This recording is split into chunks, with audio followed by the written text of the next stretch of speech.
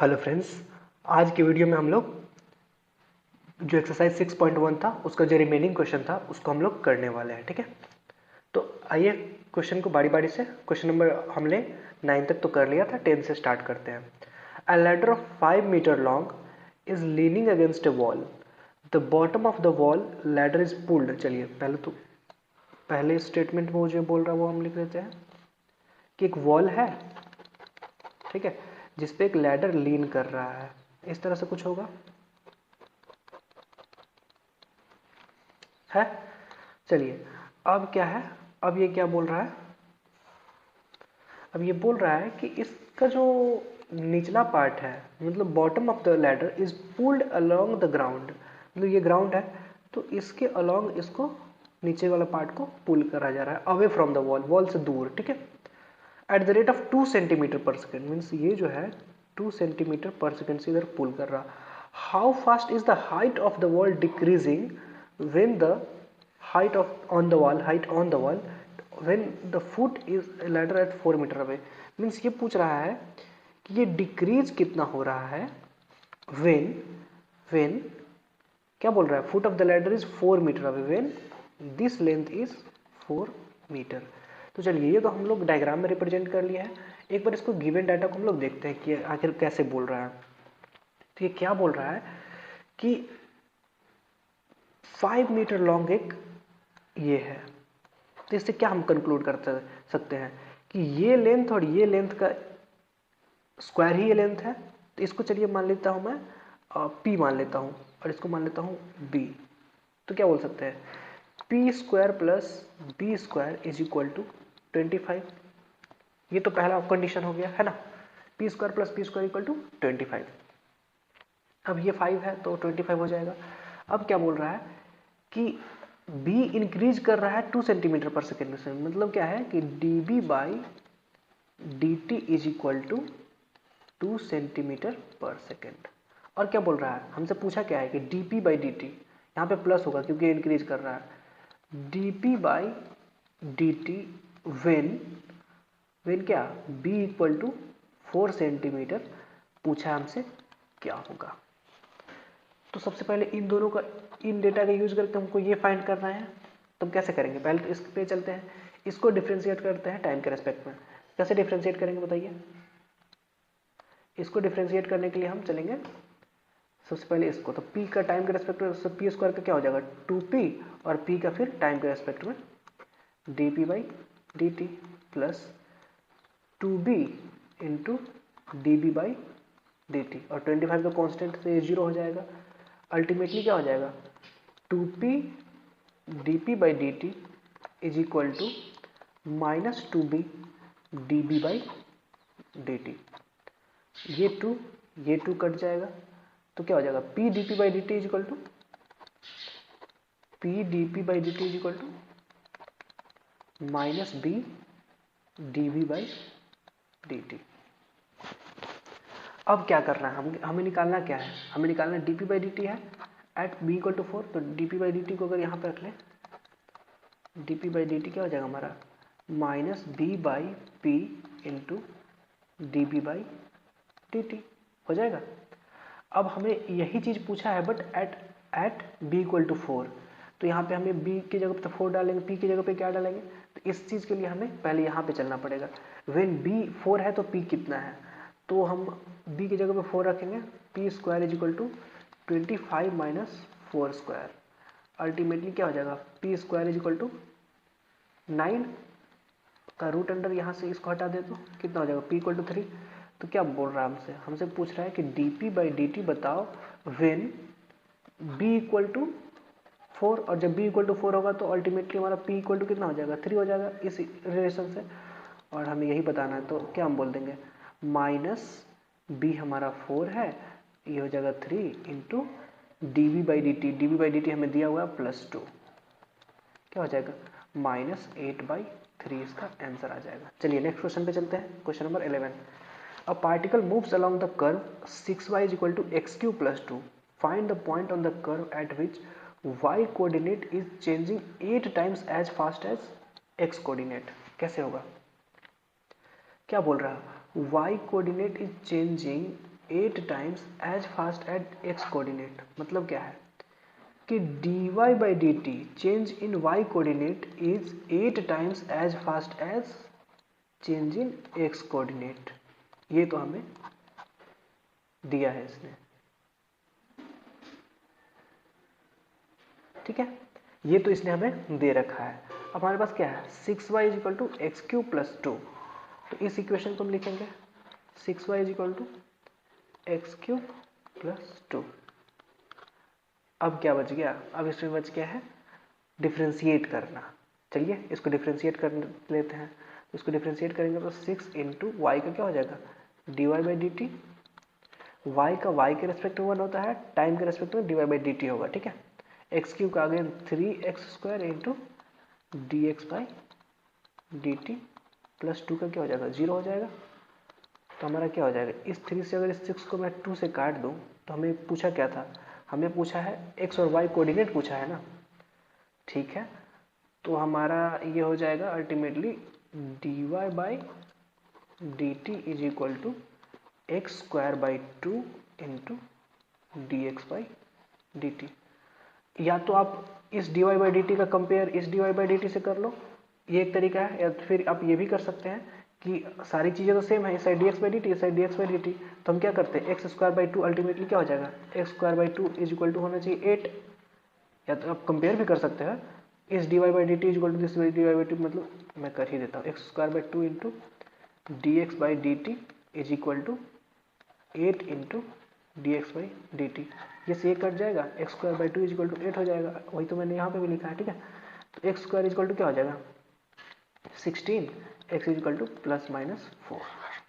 अब ये जो +-4 आ गया तो ये हमारा x कोऑर्डिनेट आया है, हमें उस पॉइंट का कोऑर्डिनेट में इसका y कोऑर्डिनेट क्या होगा। तो हम एक बार इसकी जगह पे 4 पुट करेंगे, एक बार -4 पुट करेंगे, ठीक है। तो हम जब 4 पुट करेंगे तो हमारा y इज इक्वल टू क्या हो जाएगा 4² प्लस 2/6, और दूसरी बार में y क्या हो जाएगा -4² प्लस 2/6, ठीक है। ऐसे करके आप इसको फाइंड कर लेंगे। चलिए अब 12 क्वेश्चन में चलते हैं। The radius of an air bubble is increasing at the rate of ½ centimetre per second. At what rate the volume of the bubble is increasing when radius is 1 centimetre. क्या बोल रहा है, रेडियस इंक्रीज कर रहा है, means sorry मैं radius की बात, रेडियस इंक्रीज कर रहा है मतलब dr/dt। dr/dt कितना दिया हुआ है इसने, dr/dt इसने दिया हुआ है +½ क्योंकि इंक्रीज कर रहा है। तो क्या पूछ रहा है dv/dt पूछ रहा है, dv/dt when radius is equal to 1 centimetre is equal to what. Simple सी बात है, वॉल्यूम पूछ रहा है तो वॉल्यूम का फॉर्मूला लिख लेते हैं। वॉल्यूम क्या होता है, radius of an air bubble तो स्फेरिकल होता है, तो 4/3 πr3, ये क्या हो जाएगा dv/dt इज इक्वल टू 4/3 पाई, तो ये कांस्टेंट है, r³ को क्या हो जाएगा 3r² इंटू dr/dt। अब हमारा क्या होगा dr/dt है हमें दिया हुआ है ½ तो इस 3 से इस 3 को काट देता हूँ, तो dv/dt हमारा क्या आ जाएगा 4πr² इंटू dr/dt की जगह पर मैं ½ डाल देता हूँ, इसको डालने से ये कट जाएगा 2 से, मतलब 2πr²। तो हमसे dv/dt ही पूछा था बट r इक्वल टू 1 पे पूछा था इसने, तो हम क्या करेंगे इसको भी dv/dt ही देंगे बट वहाँ पे r इक्वल टू 1 डाल देंगे, तो ये कितना हो जाएगा 2π, r की जगह 1 तो 1 का स्क्वायर तो 1 ही होता है। ये हो गया आंसर। क्वेश्चन नंबर 13 पे चलते हैं। क्वेश्चन नंबर 13 है a balloon which always remains spherical has a variable diameter. Diameter ये है जो x के रेस्पेक्ट में वेरी कर रहा है, देखिए डायमीटर जो है x के रेस्पेक्ट में वेरी कर रहा है। Find the rate of change of its volume with respect to x। ठीक है, तूने डायमीटर दे दिया है 3/2 2x + 1, तो रेडियस क्या हो जाएगा इसका आधा हो जाएगा, मतलब 3/4 2x + 1, ठीक है। अब क्या पूछ रहा है इसका volume with respect to x, तो वॉल्यूम इस रेडियस से अगर वॉल्यूम निकाले तो क्या होगा, बलून है स्फेरिकल है तो 4/3 πr³, इसको अगर पुट करें तो क्या हो जाएगा 4/3 into pi into r³ 3⁴/4⁴ into 2x + 1 का क्यूब। ठीक है, तो ये हो गया हमारा वॉल्यूम। अगर एक 4 से इसका एक 4 काट दे और एक 3 से इसका एक 3 काट दे तो क्या हो जाएगा 9/16 पाई इंटू 2x प्लस 1 का ये हो जाएगा 3 इंटू इसका करूँ तो 3 2x प्लस 1 का स्क्वायर इंटू 2x का अल्टीव करेंगे तो 2 हो जाएगा। ठीक है, तो अगर इस 2 से मैं इसको काट दूँ तो 8 क्या हो जाएगा 9 3 जा सॉरी ये हो जाएगा 9 3 जा 27 pi by 8 23 pi by 8 into 2x plus 1 का होल स्क्वायर। यही हो गया आंसर। चलिए नेक्स्ट क्वेश्चन पे चलते हैं। 14th question. 14th क्वेश्चन क्या कह रहा है, sand is pouring from a pipe at the rate of 12 centimetre per second, the falling sand forms a cone on the ground. ठीक है, तो मतलब ऐसा कोई पाइप वाइप है जिससे क्या बालू गिर रहा है, गिरने दीजिए बालू गिर रहा है तो, और ग्राउंड पर जब बालू गिर रहा है तो एक कोनिकल शेप फॉर्म कर रहा है। ठीक है, कोनिकल शेप फॉर्म कर रहा है, तो यही पूछ रहा है कि इन such a way that height सबसे पहले किस रेट से गिर रहा है 12 सेंटीमीटर क्यूब से, मतलब जो गिर रहा है तो क्या उसका वॉल्यूम बढ़ रहा होगा, है ना, कोन का।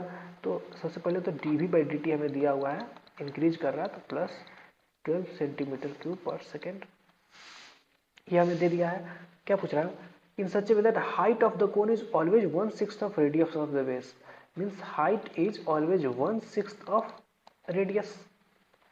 How fast is the height of sand cone increasing when the height is 4 centimeter? Means इसने पूछा है dh/dt when h is equal to 4 will be what? यही पूछा है। तो हम सबसे पहले क्या, हमें dv/dt दिया हुआ है तो हम dv वॉल्यूम का फॉर्मूला लिखते हैं। चलिए वॉल्यूम का फॉर्मूला पहले लिख देते हैं। वॉल्यूम का फॉर्मूला क्या होता है 1/3 पाई आर स्क्वायर एच, क्या होगा 1/3 pi into r square h. तो इसका डिफ्रेंशिएशन कैसे करेंगे, dv/dt अगर हम कैलकुलेट करते हैं तो कांस्टेंट बाहर रह गया, कैसे लिखेंगे, दो वेरिएबल है आर और एच, दोनों वेरिएबल है तो प्रोडक्ट रूल, पहले आर स्क्वायर का क्या हो जाएगा 2r dr/dt into H plus, अब आर स्क्वायर कॉन्स्टेंट रहने देते हैं आर स्क्वायर, और एच का हो जाएगा dh/dt। अब यहाँ पे हमें dr/dt और dh/dt चाहिए, तो यहाँ से अगर हम इसको डिफ्रेंशिएट कर ले तो ये क्या हो जाएगा dh/dt is equal to 1/6 into dr/dt। Ultimately dr/dt क्या हो जाएगा 6 इंटू dh/dt, तो dr/dt के हम जगह पे 6 इंटू dh/dt रख सकते हैं। तो dv/dt हमें दिया हुआ है 12, तो इसकी जगह पर 12 रखिए, हो जाएगा 1/3 पाई इंटू, अब 2r और r का वैल्यू क्या होगा, r का वैल्यू हमें अभी फिलहाल तो पता है क्योंकि h इक्वल टू 4 है। चलिए उसको हम बाद में पुट करते हैं, इसको हम 2r रहने देते हैं। dr/dt क्या होगा, dr/dt हमारा हो जाएगा 6 dh/dt, 6 dh/dt into h plus r square into dh/dt। इसमें से हम कॉमन ले लेते हैं, इस सबको उधर ले चलते हैं, बढ़ती है 36 by pi is equal to dh/dt को कॉमन लेते हैं पूरे में, dh/dt, तो ये क्या हो जाएगा 2rh प्लस आर स्क्वायर, नहीं 12rh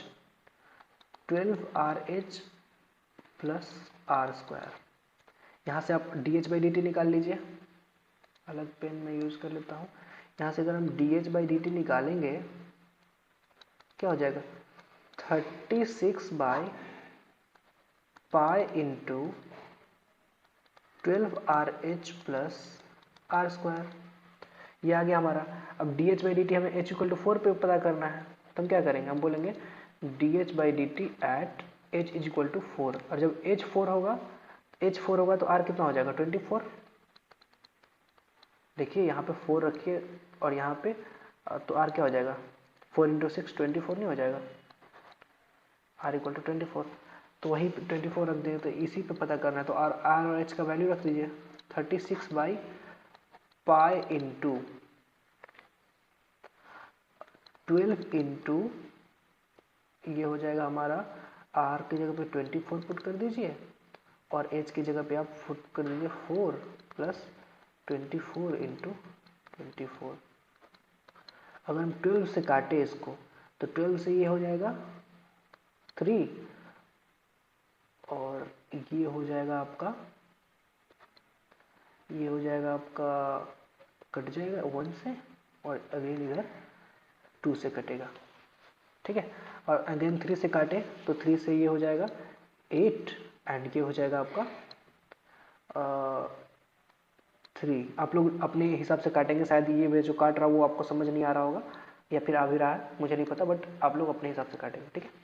तो इसको क्या बोलेंगे, इसको हम बोलेंगे कि 1/पाई इंटू ये हमारा 8 4 जा 32 प्लस 2 3 जा 6 means 38।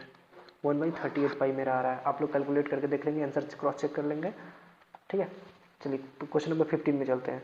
The total cost in rupees associated with the production of x unit of an given item by c x equal to ये है, ये हमारा है, ये क्या है, कॉस्ट है, cost of x unit of production means x क्या है हमारा आउटपुट है और सी क्या है उसमें लगा हुआ कॉस्ट है जो इस फंक्शन के अकॉर्डिंग। तो मतलब find marginal cost when 17 units are produced.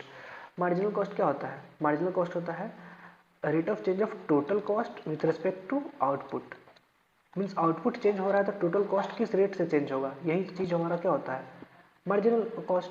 तो हम क्या बोलेंगे, हम बोलेंगे M C marginal cost is equal to d c x, क्योंकि हमारा ये टोटल कॉस्ट सी एक्स है डिवाइडेड बाई मार्जिनल आउटपुट हमारा क्या है एक्स है, सॉरी आउटपुट, हाँ आउटपुट हमारा क्या है एक्स यूनिट है, तो एक्स यूनिट हम प्रोड्यूस कर रहे हैं मीन्स एक्स है, तो इसको हम अल्टीमेटली क्या, इस इक्वेशन को एक्स के रेस्पेक्ट में डिफरेंशिएट करना है तो क्या हो जाएगा, ये हो जाएगा 0.007 इंटू 3x² माइनस, एक second, minus 0.003 into 2x plus 15, ये आ जाएगा। अब इसकी जगह पे हम क्या पुट कर देंगे, सॉरी इसकी जगह पे फिलहाल तो हम कुछ पुट नहीं करेंगे, फिलहाल हमें क्या पूछा है marginal cost when 17 units are produced, तो हम क्या बोलेंगे d c x upon d x when x equal to 17। अब इसको रख दीजिए 0.007 इंटू 3 इंटू 17 का square minus 0.003 into 2 into 17 plus 15। इसको आप लोग पता करेंगे और इसका आंसर कितना आएगा आप लोग क्रॉस चेक कर लेंगे, ठीक है। इसमें थोड़ा मल्टीप्लिकेशन ज़्यादा है, 15 पॉइंट आई थिंक समथिंग आना चाहिए। चलिए नेक्स्ट क्वेश्चन में चलते हैं। The total revenue in rupees received from a sale of x unit of a product is given by, ठीक है। Find the marginal revenue, again वही है, मार्जिनल रिवेन्यू क्या हो जाएगा, अगेन वही हो जाएगा कि एक्स यूनिट है, चलिए डायरेक्ट हम इसको करते हैं, तो इसको 20 क्या हो जाएगा 26x प्लस 26 हो जाएगा ना, एक्स स्क्वायर का 2x डिफरेंशिएशन और 2x में 30 से मतलब 20, 13 से तो मतलब 26x प्लस 26। अब इसका क्या पूछ रहा है व्हेन x इक्वल टू 17, तो 26 इंटू 7 प्लस 26 मीन्स 26 इंटू 8 बोल सकते हैं, 26 इंटू 8 इसको मल्टीप्लाई करिए, ठीक है, इसको मल्टीप्लाई करके जो आएगा वही आपका आंसर होगा। चलिए नेक्स्ट चलते हैं। The rate of change of area of a circle with respect to its radius is, अरे यार रेडियस बोल रहा है ना, तो with respect to area of circle क्या होता है पाई आर स्क्वायर, तो rate of change of area with respect to radius means d a by d r, d a by d r क्या हो जाएगा 2πr, और d a by d r क्या क्यों पूछा है जब वेन आर इक्वल टू 6, तो क्या हो जाएगा d a by d r when r equal to 6। एक सेकेंड होल्ड,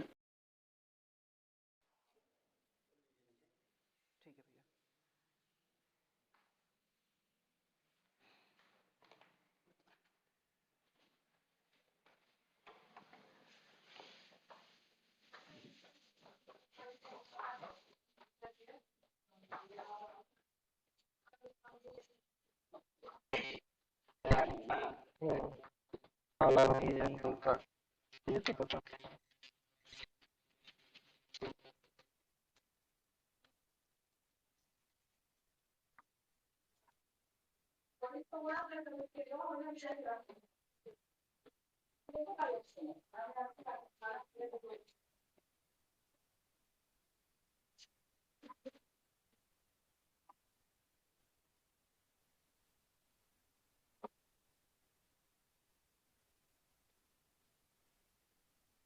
तो क्या हो जाएगा, ये हो जाएगा d a by d r equal to r equal to 6।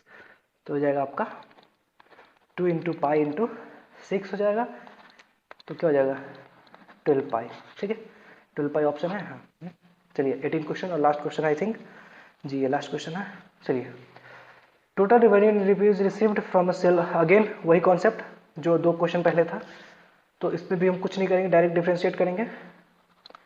3x square plus 36x plus 5 है, डिफ्रेंशिएट हो गया 6x प्लस 36 हो जाएगा और x इक्वल टू 15 पुट करेंगे तो 15 6 जा 90 प्लस 36 कितना आ जाएगा 126 ऑप्शन है। चलिए थैंक यू फ्रेंड्स, ये चैप्टर हमने कंप्लीट कर लिया है। Thank you for watching and मिलते हैं नेक्स्ट वीडियो में। चलिए थैंक यू।